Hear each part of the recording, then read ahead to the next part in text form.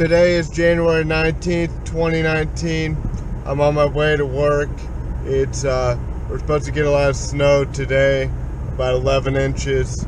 It's not snowing yet. There's a little bit on the ground, but it's going to be interesting commute home tonight because I get off at 5:30.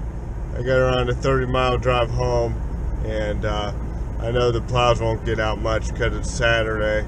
So we'll see how it goes tonight, but hopefully it goes good. I got new tires. My car's still not running that good, but I think it'll make it.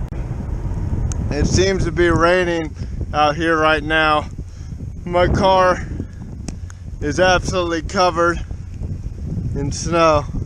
I'm starting to wipe it off, but I'll need my gloves and hat to get it off.